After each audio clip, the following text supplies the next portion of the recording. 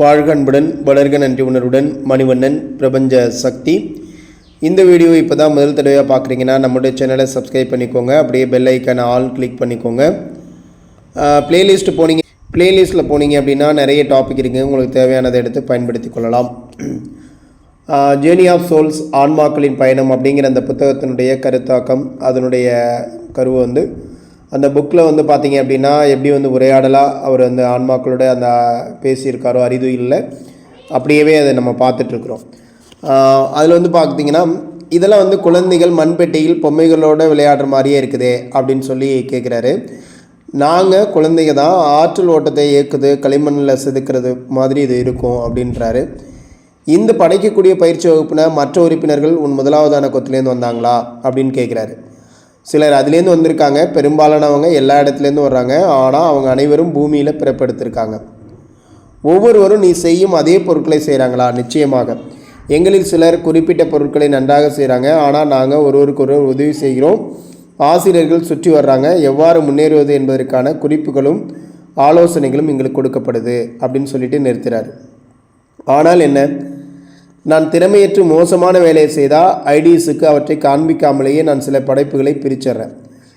எனக்கு ஏதாவது ஒரு எடுத்துக்காட்டு கொடு பார்க்கலாம் அப்படின்னு கேட்குறப்ப, செடிகள் தகுந்த ரசாயன மாற்றங்களை ஏற்படுத்த என் ஆற்றல்களை தேவையான அளவுக்கு மென்மையாக நான் பயன்படுத்துவதில்லை. அவர் அடுத்தது என்ன கேட்குறாருன்னா, தாவர வாழ்க்கை உருவாக்கத்தில் நீ நன்றாக பண்ணலை அப்படின்னு. இல்லை, நான் எனவே சரியற்ற செயல்களை பிரிக்கிறேன் அப்படின்னு சொல்கிறாங்க. படைப்பின்மை என்று இதைத்தான் சொல்கிறாயா? நீ ஆற்றலை அழிக்க முடியுமா? ஆற்றலை அழிக்க முடியாது. நாங்கள் அதை மறுபடியும் கூட்டுகிறோம். வேறுபட்ட சேர்வுகளை உபயோகிக்க துவங்குகிறோம். படைப்பவருக்கு உங்கள் உதவி ஏன் தேவைப்படுகிறது என்று எனக்கு புரியவில்லை. நாங்கள் நன்மைக்காக நாங்கள் இந்த பயிற்சியில் பங்கேற்கிறோம். அதனால் எங்களுடைய வேலைகள் பண்புள்ளதாக மதிப்பிடுறப்ப நம்பிக்கையாக நாங்கள் வாழ்க்கைக்கு உண்மையான பங்களிக்கிறோம் அப்படின்னு சொல்கிறாங்க. அதாவது இதில் எங்களுடைய நன்மைக்காக தான் நாங்கள் இந்த பயிற்சியில் பங்கேற்கிறோம். நாங்கள் செய்கிற வேலை நல்ல பண்போடு இருக்குது. அதை மதிப்பிடுறப்ப நம்பிக்கையாக நாங்கள் எங்களுடைய வாழ்க்கையில் ஒரு உண்மையான பங்களிப்பை எங்களால் கொடுக்க முடியும் அப்படின்னு சொல்லக்கூடியதாக இருக்குது அந்த தகவல். அப்புறம் பார்த்திங்கன்னா, நம்ம எல்லாருமே ஆன்மாக்களுடைய முன்னேற்றத்தோட ஏணியின் மீது வேலை செய்து நெந்தம் ஆன்ம உலகம் உச்சியில் மிக உயர்ந்த ஆற்றல் உரிமை கொண்டுள்ள ஒரு பெரிய நிர்வாக கொம்பு அப்படிங்கிற கருத்தை நான் அதன் மூலம் பெற்றிருக்கிறேன் அப்படின்னு சொல்லி இவர் கேட்குறாரு. இல்லை, நீ தவறாக நினைக்கிற. அது ஒரு கூம்பு அல்ல. நாங்கள் அனைவரும் ஒரே நீண்ட துணி துண்டில் இழைகளாக தான் நாங்கள் இருக்கிறோம். நாங்கள் அனைவரும் அதற்குள்ளே நெய்யப்பட்டிருக்கிறோம் அப்படின்னு. அதாவது இது எப்படின்னா, அந்த ஆன்மாக்கள் அப்படியே அந்த வெண்ணிறமான அந்த இலைகளால் அப்படியே தொடர்ச்சியாக இருக்கிற மாதிரி அவங்க சொல்கிறாங்க. ஆன்மாக்களுக்கு தகுதிகளுக்கு ஏராளமான நிலைகள் இருக்கிறப்ப துணியை கற்பனை செய்து பார்க்க எனக்கு ரொம்ப கஷ்டமாக இருக்குது. ஏன்னா ஒவ்வொன்றுக்கும் ஒவ்வொரு நிலை இருக்குதுன்னு சொல்கிறேன். இந்த ஆன்மாக்கள் ஒவ்வொன்றுக்கும் ஒவ்வொரு நிலை இருக்குது அப்படின்ற. ஆனால் இப்போ நீ எல்லாமே ஒரே துணியில் இழுத்து கட்டப்பட்டிருக்கு அப்படின்னு சொல்கிறீங்க, அது எப்படி அப்படின்றது மாதிரி அவர் கேட்குறாரு. ஆன்மாக்கள் உயர்ந்த தாழ்ந்த அடைப்புகளில் இருப்பதாக எண்ணாமல் அதை ஒரு இயங்குகின்ற தொடராக நீ நினச்சிப்பார். அதை அப்படி அந்த மாதிரி நீ பிரித்து பார்க்காம அது இயங்கிக்கிட்டு இருக்க ஒரு தொடராக நினச்சிப்பார். ஆன்மாக்கள் தங்கள் வாழ்க்கையில் மேலே நகர்வதாக நான் எப்போதும் நினைக்கிறேன். நீ அவ்வாறு எண்ணுகிறாய் என்று எனக்கு தெரியும். ஆனால் எங்களை குறுக்காக நகர்த்துவதாக சிந்தனை செஞ்சுப்பார். குறுக்கில் நகர மாதிரி நான் மேலே பார்க்க போகிறேன்னு இல்லாமல் குறுக்கில் நகர்வதாக சிந்தனை பண்ணு அப்படின்னு சொல்கிறாங்க. என்னுடைய மனசுக்கு புரிவது ஏதாவது ஒன்றை எனக்கு இதை புரிஞ்சுக்கிறதுக்கு ஏதாவது ஒன்று சொல்ல பார்க்கலாம் உதாரணமாக அப்படின்னு கேட்குறாரு. நம்ம வாழ்வினுடைய தட்டையான தண்டவாளத்தின் மீது இருக்கக்கூடிய ஒரு பிரபஞ்சம் சார்ந்த ரயில் வண்டியினுடைய பாகங்களைப் போல நாம் எல்லாருமே இருக்கிறோம். பூமியின் மீது பெரும்பாலான ஆன்மாக்கள் தண்டவாளத்தின் மூலம் நகர்ந்து கொண்டிருக்கும் ஒரு மோட்டார் வண்டியில் இருக்காங்க அப்படின்னு வச்சுக்கோ. அந்த மாதிரி நீ நினைவில் வச்சுக்க அப்படின்னு சொல்கிறாங்க. அப்போ மற்ற ஆன்மாக்கள் வேறுபட்ட மோட்டார் வண்டிகளில் இருக்கிறாங்களா அப்படின்னு அவர் கேட்குறாரு. அப்போனா எல்லா ஆன்மாக்களும் வேறு வேறு மோட்டார் வண்டியில் இருக்காங்களா அப்படின்னு கேட்குறாரு. அதுக்கு ஆமாம், எல்லாருமே அதே தண்டவாளத்தில் இருக்கிறாங்க. அப்போ ஐடிஸ் போன்ற நடத்துனர்கள் எங்கே இருக்கிறாங்க? இணைந்திருக்கிற அந்த மோட்டார் வண்டிகள் இடையில் அவங்க முன்னாடியும் பின்னாடியும் போகிறாங்க. ஆனால் இன்ஜின் அருகில் அமர்ந்திருக்கிறாங்க அப்படின்னு சொல்கிறாங்க. என்ஜின் எங்கே இருக்குது? கடவுளா? இயல்பாக முன்புறத்தில் இருக்கிறார். உன் மோட்டார் வண்டியிலேருந்து நீ என்ஜினை பார்க்க முடியுமா? முடியாது. ஆனால் நான் புகையை நுகர முடியும். நான் எஞ்சினுடைய உருளும் ஒளியை உணர முடியும். நான் விசை பொறியை கேட்க முடியும். நாம் அனைவரும் எஞ்சினுக்கு அருகில் இருந்தால் இனியதாக இருக்கும். இறுதியில் நாம் இருப்போம். அவங்க என்ன சொல்கிறாங்கன்னா, இந்த ஆன்மாக்கள் வந்து அப்படியே நகர்ந்துகிட்டே இருக்குது அப்படின்னு சொல்ல ஒவ்வொரு படைப்புகள் அவங்களுக்கு கொடுக்கப்படுது. அந்த மாதிரி அந்த பயிற்சிகள்லாம் கொடுக்கப்படுது அப்படின்லாம் சொல்கிறாங்க இல்லையா. அப்போ வந்து இவர் கேட்கக்கூடிய கேள்வி எப்படி இருக்குது அப்படின்னு கேட்டிங்கன்னா, அப்படின்னா நீங்கள்லாம் மேலே பார்க்க போகிறீங்களா, உயர பார்க்க தானே போயிட்டுருக்கிறீங்க. அப்போ அது வந்து இந்த கூம்பு வடிவம்னு ஏற்கனவே பேசியிருக்கோம்ல, அந்த கூம்பு வடிவம் மாதிரி இருக்குதா அப்படின்னு சொல்லி கேட்குறாரு. கூம்பு வடிவம்லாம் இல்லைப்பா, நீ வந்து என்ன பண்ணணுன்னா ஒரு நீண்ட துணி வடிவம், அந்த மாதிரி துணி இழையாக தொடர்ந்து இருக்கிற மாதிரி கற்பனை பண்ணிக்கோ. அதில் வந்து முன்னாடி இருக்கிறோம் அந்த மாதிரி நீ கற்பனை பண்ணு அப்படிங்கிறப்ப, நீ இல்லை நான் உயர போகிற மாதிரி நான் பார்க்குறேன் அப்படின்னா, உயரமாக பார்க்காத பக்கவாட்டில் போகிற மாதிரி பாரு அப்படின்றாங்க. அதுக்கு தான் உதாரணத்துக்காக, அதை ஒரு உதாரணத்தோடு சொல்லணுங்கிறதுக்காக தான் இங்கே ரயில் வண்டியோடு ஒப்பிடுறாங்க. ஒரு தண்டாளத்தில் நம்மலாம் போயிட்டுருக்க மாதிரியும் அதில் வந்து ஒவ்வொரு ரயில் பெட்டி இருக்கிற மாதிரி அப்படிங்களா.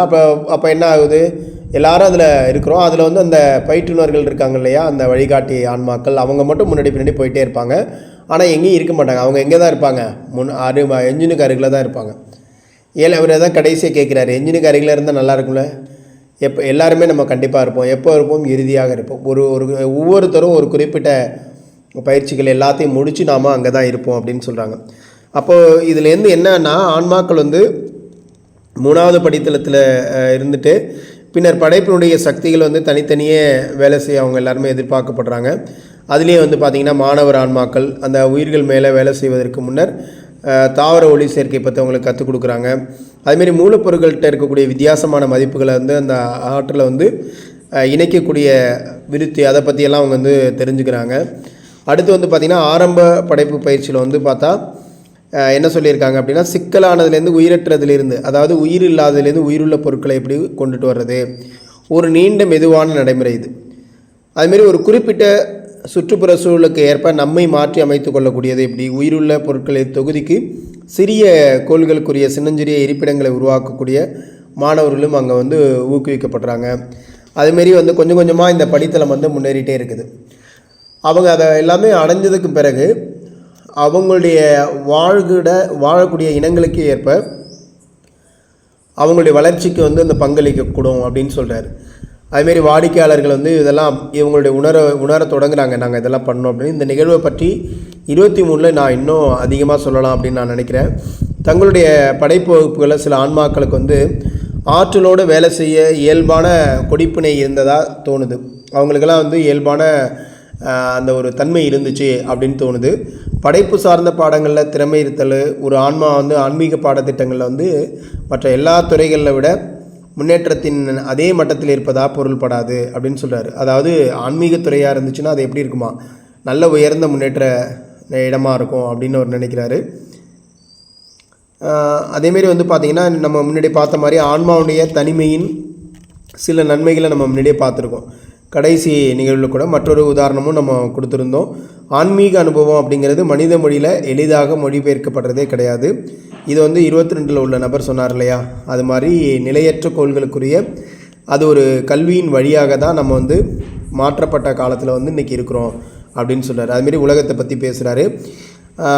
மெய்மறதி நிலையில் இருக்கிற யாரோ ஒருத்தர் காலமற்ற மனம் சார்ந்த உலகமே உண்மையான மெய்மை அப்படின்னு நம்பக்கூடிய, அதே நேரத்தில் அனைத்தும் பற்பல நன்மைகளுக்காக உருவாக்கப்பட்ட மாயை அப்படின்றதும், கிட்டத்தட்ட அதே மட்டத்தில் உள்ள மற்ற நபர்கள் இதை உருமாற்றத்தின் இடம் அப்படின்னும் அல்லது எளிமையாக பொழுதுபோக்கு அறைகள் என்றும் அப்படின்னு அழைக்கிறாங்க. அப்போ அவங்களுடைய ஆற்றலை உயிருள்ள மற்ற உயிரற்ற பொருட்களுக்கு கற்பதற்காகவும் இன்பத்துக்காகவும் கலந்து ஒன்றுபடுத்த முடியுது அப்படின்னு சொல்ல முடியுது. ஒரு நபர் என்கிட்ட கூறினார், நான் விரும்புவதை நினைக்கிறேன், அது நடக்கிறது, நான் உதவப்படுகிறேன் என்றும் நான் வந்து என்னால் அதை தெரிஞ்சிக்க முடியுது அப்படின்னு சொல்கிறார். கடந்த கால அனுபவங்களுக்கு பழக்கப்பட்ட எதுவானாலும் நாங்கள் வந்து இருக்கலாம், என்னவா வேணாலும் இருக்கலாம். அதாவது இப்போ நம்ம அங்கே போனால் என்ன சொல்கிறோம், ஆன்மூலகத்தில் இருக்கிறவங்க யாரை நினைக்கிறாங்களோ அவங்கள அந்த எண்ணங்களின் வடிவமாக பார்க்க முடியும். நம்ம மனசுக்குள்ளே என்ன உருவத்தில் நம்ம நினைக்கிறோமோ அந்த உருவத்தில் அவங்கள பார்க்க முடியும். அதுமாரி வந்து அதை வந்து ஒரு அடர்த்தியாக, அந்த ஆன்மாக்களுடைய அடர்த்தியாக சாரத்தை கைப்பற்றிய பாறைகளாக, அதுமாரி அமைதிக்காக மரங்களாக இருக்கட்டும் அல்லது தண்ணீராக இருக்கட்டும், சுதந்திரமாக இல்லை அழகிற்காக வண்ணத்து பூச்சிகளாக இருக்கட்டும் அல்லது பெரும் சிறப்பிற்காக திமிங்கலங்களாக இருக்கலாம், எது வேணால் இருக்கலாம். பூமியில் பூமி சார்ந்த உடல் விட்டு நம்ம உடல் மாறும் தன்மையுடைய சுட்டி காட்டுது இதாவது. அதேமாரி வந்து பார்த்திங்க அப்படின்னா இதை வந்து மக்கள் வந்து ஆனால் ஏற்றுக்க மாட்டாங்க. பொருளோ இடையமைப்போ இல்லாமல் ஆன்மாக்கள் வடிவமற்றதாகவும் இருக்கக்கூடும். அதே மாதிரி ஒரு உணர்வுக்குள்ளே அவங்கள வந்து ஒன்றுபடாமலும் போகலாம். கூர்மையாகவும் முழுமையாகவும் அவங்க வந்து ஒன்றுபடாமலும் போகலாம் அப்படின்னு சொல்கிறார். அதுமாரி வந்து பார்த்திங்கன்னா சில பாடல்கள்லாம் நம்ம இங்கே கேள்விப்பட்டிருப்போம் இல்லையா, குட்டி பிசாசுகள், அரக்கர்கள், கடற்கன்னிகள், இந்த மாதிரி உருவங்களையும் ஆன்மீக சார்ந்த இயற்கையினுடைய ஆவிகள் அப்படின்னு நபர்கள்லாம் சொல்கிறாங்க. புதுமையான பிராணத்துறை சார்ந்த விலங்குகளோடையும் தனிப்பட்ட தொடர்பு இருக்கிறதாகவும் இதெல்லாம் குறிப்பிடுறாங்க. இந்த மாதிரியான விவரங்கள்லாம் தெளிவாக இருக்கிறதுனால அவற்றை உருவம் சார்ந்தது என்று வெறுமனே அடையாளம் காட்டுறது மிகவும் கடினமாக இருக்கும். ஏன்னா பல இனங்களில் வந்து பழைய புராண கதை தூய மூட நம்பிக்கையா அல்லது ஆன்ம அனுபவத்தை பகிர்ந்து கொண்ட தெளிவுபடுத்தல்களா அப்படின்றது நம்ம ஏராளமான பழங்கதைகள் நீண்ட காலத்திற்கு முன்பு மற்ற இடங்களிலிருந்து பூமிக்கு கொண்டு செல்லப்பட்ட ஆன்மாக்களினுடைய இரக்க குணத்தின் நினைவுகள் என்று நான் உணர்கிறேன். இப்போ நம்மலாம் என்ன சொல்கிறோம், நிறைய பழங்கால கதைகள்லாம் கேட்குறோம், இதெல்லாம் மூட நம்பிக்கையை கொடுக்குறதா இருக்குது. இந்த மாதிரி அவங்க வந்து பார்த்திங்கன்னா 7 உலகம் இருக்குது அப்படின்னு சொல்லியும் ஒவ்வொரு உலகங்கள்லையும் இந்தந்த மாதிரியான நபர்கள் இருக்கிறாங்க அப்படின்றதெல்லாம் வந்து நம்மக்கிட்ட பல அந்த புராணங்களின் வழியாகலாம் சொல்லியிருக்காங்க. அப்போ அதில் வந்து பார்த்திங்க அப்படின்னா இந்த ஆன்மாக்கள் வந்து அவங்க என்ன பண்ணுவாங்கன்னா இங்கே வாழ்கிறதுக்கு நல்லா வாழணுங்கிறதுக்காக அதில் சில செய்திகள் வந்து மிகைப்படுத்தி சொல்லப்பட்டதாக இருக்கலாம், இல்லை அது வந்து உண்மையாக கூட இருக்கலாம், அது என்னன்றது நமக்கு தெரியாது. ஆனால் நாம் இப்போ என்ன பண்ண மாட்டோங்கிறோன்னா அதெல்லாம் மூட நம்பிக்கை அப்படின்னு நம்ம நினைக்கிறோம். இவர் என்ன சொல்கிறாருன்னா, நான் வந்து அதெல்லாம் வந்து ஆன்மாக்களுடைய நினைவுகள், அந்த ஆன்மாக்களுடைய நினைவுகளை தான் நம்ம வந்து நம்மக்கிட்ட அதை வந்து பகிர்ந்துருக்குறாங்க. அங்கே இருந்த காட்சிகள் விஷயங்களை தான் நம்மக்கிட்ட அப்படியே ஒவ்வொருத்தராக பகிர்ந்து காலங்காலமாக நம்மளுடைய முன்னோர்கள் மூலமாக பல செய்திகளை நம்ம கேட்டுகிட்டே இருந்திருக்கிறோம் அப்படின்னு சொல்கிறார். ஏன்னா வந்து எல்லா உலகங்களை பற்றியும் அங்கே இருக்கக்கூடியவங்களை பற்றியும் ஒவ்வொருத்தங்க எப்படி இருப்பாங்க, ஒவ்வொன்றுக்கும் ஒரு உருவம் கொடுக்கப்பட்டிருக்குது, இந்த மாதிரிலாம் இருந்திருக்கு அப்படிங்கிறத வந்து அதெல்லாம் ஒவ்வொரு ஆன்மாக்களினுடைய நினைவுகளாகத்தான் நான் கருதுகிறேன் அப்படின்னு சொல்லியிருக்காருங்க. ரொம்ப ஒரு சுவாரஸ்யமான செய்திகள் இதோடு நம்ம அப்படியே போயிட்டே இருக்கோம். கொஞ்சம் இதாகவும் இருக்கும், ஏன்னா இந்த விஷயங்கள் வந்து போராகவும் இருக்கும் உங்களுக்கு. ஏன்னா சில பேருக்கு வந்து முதல் தடவையாக கேட்குறீங்க அப்படின்னா கண்டிப்பாக இது உங்களுக்கு புரியுமா அப்படின்றது எனக்கு தெரியல. ஆன்ம உலகின் விதிகள் அப்படிங்கிற ஒரு டாபிக் நம்மளுடைய ப்ளேலிஸ்ட்டில் இருக்குது, நீங்கள் அதையும் கொஞ்சம் கேட்டுட்டு நீங்கள் இதை கேட்டிங்க அப்படின்னா உங்களுக்கு கண்டிப்பாக இது இன்னும் நல்லா புரியுங்க. நன்றி. ஏன்னா சில நேரங்களில் வந்து நம்மளால் அந்த ஒரு சுவாரஸ்யத்தோடு கொடுக்க முடியாமலும் இருக்குது. நம்மளாக சொல்லக்கூடிய விஷயங்களாக இருந்தால் கண்டிப்பாக நம்ம அதை நல்லா சொல்ல முடியும். இந்த புத்தகத்தில் உள்ள செய்திகள் அப்படியே தான் நம்ம, ஏன்னா அதை வந்து மாற்றி நம்ம சொல்லாமல் அப்படியே சொல்கிறோம், அதே உரையாடல்களாக தான் சொல்லிகிட்டு இருக்கிறோம். ஸோ முடிந்தவரை உங்களுக்கு கேட்பதற்கு இனிமையாக கொடுக்க முயற்சி பண்ணுறேன். நன்றி. உங்கள் மணிவண்ணன். தொடர்ந்து இணைந்திருங்கள். நன்றி.